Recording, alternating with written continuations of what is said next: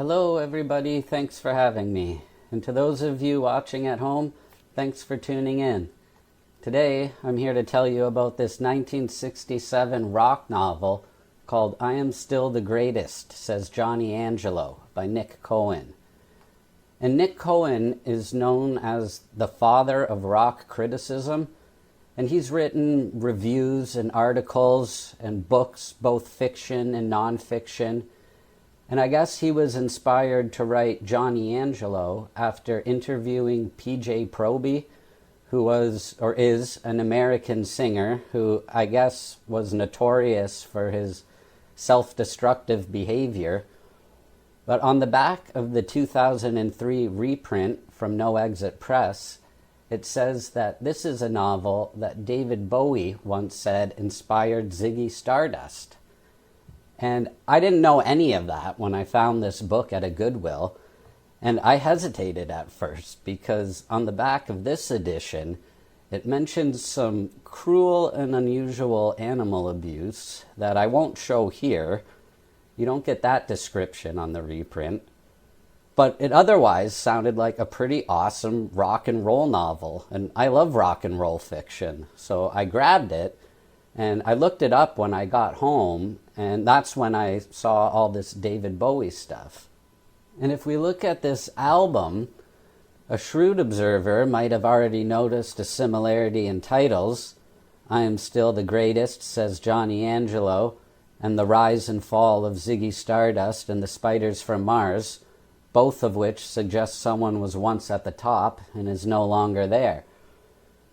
And this album is a concept album. It tells the story of Ziggy Stardust, who is an otherworldly being who's come to Earth to save it through his music. I won't spoil it for you.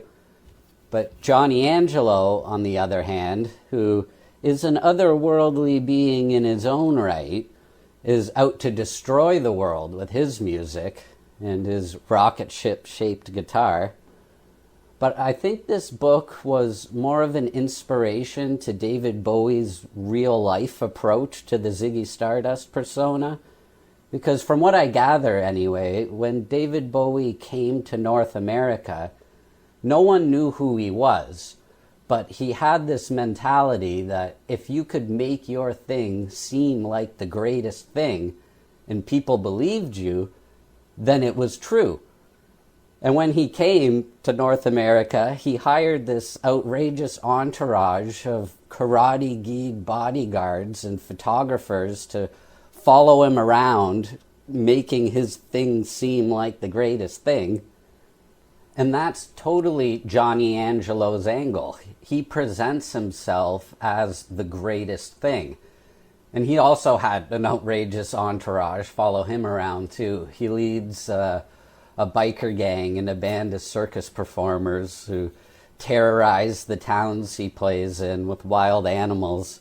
And it's all just to cause a scene. Because ever since Johnny Angelo was a kid, he's believed that he is the star of the Johnny Angelo movie.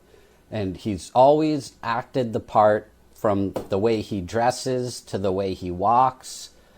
And he isolates himself and plots his moves because everything Johnny Angelo does has to be a spectacular performance. And every performance has to be bigger and better and cause more chaos than the last one. But as psychedelic and colorful as this book is, because it is, it's also kind of a dark tale. Like, Johnny Angelo is struggling with the fear that he just can't outdo himself anymore. And he can't top what he's already done. And what does he do at that point? You know, what would be the big blockbuster ending to the Johnny Angelo movie? I won't spoil it for you. But this book really blurs the lines between reality and fantasy. It reads like a juvenile delinquency novel on LSD.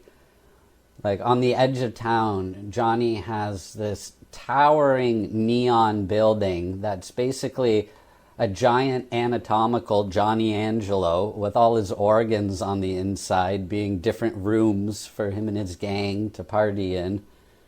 And to get his biker gang, he goes to a biker bar and challenges the leader of a gang to a competitive display of cigarette smoking. So they're blowing O's and French inhales and flicking the ash all cool. And Johnny wins, of course, and gets control of the gang.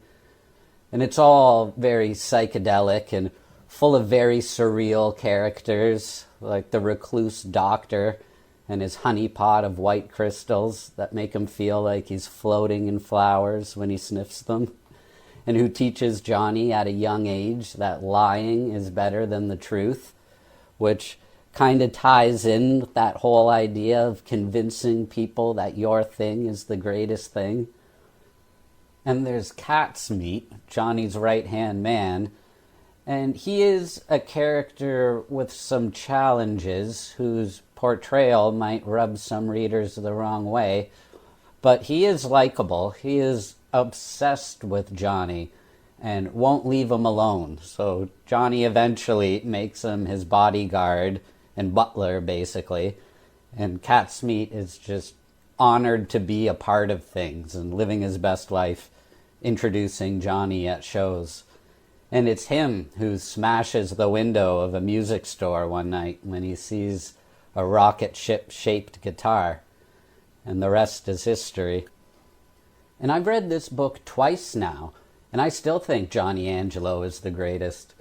And if you read this and you think Johnny Angelo is still the greatest, you'll want to check out and or stay tuned for a review of Nick Cohen's Arthur, Teenage Pinball Queen from 1970. And in this book, we actually get the sentence, and that was the end of the Johnny Angelo movie. He's in here. These books actually share a few of the same characters. And these are Johnny Angelo lyrics on the back. And this book also has some rock and roll historic significance with The Who. Nick Cohen and Pete Townshend were pinball fanatics.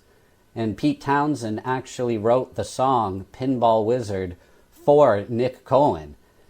And Arthur was a real girl that Nick Cohen sprinkled with a little bit of Ziggy Stardust and gave her the complete Johnny Angelo makeover and made her the face of the pinball craze. You might already be familiar with Arthur if you're into pinball. And it's a really interesting story, but I'll talk more about this pinball pulp in another video. But if you've watched this far, I'll show you some more Nick Cohen books that I have not read yet.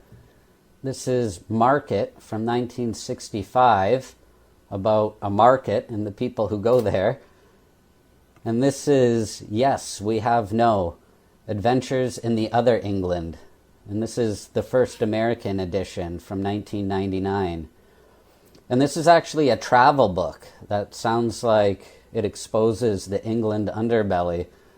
On the back it says, Nick Cohen's kaleidoscopic England is made up of techno freaks and soccer obsessives, faith healers and fetishists, graffiti artists, Odinists, Rastas, Elvis impersonators, even the Antichrist. So that sounds pretty interesting. But check this one out. I just recently found this in a bookstore.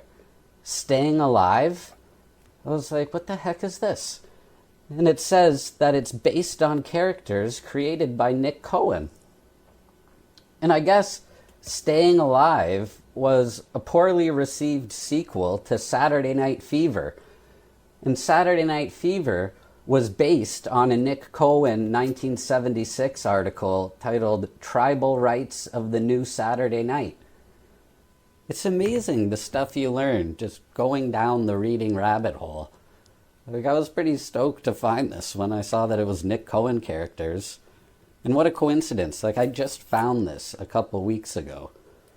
I'm pretty excited about it. So yeah, I got this Nick Cohen project going on. But Johnny Angelo doesn't get enough attention. He has under 100 ratings on Goodreads. So get this cult classic on your radar. It's a good one. If you like rock novels, I can definitely see why David Bowie liked this. If you want to be a rock star, read I Am Still the Greatest, says Johnny Angelo by Nick Cohn. But anyway, thanks for watching. Over and out.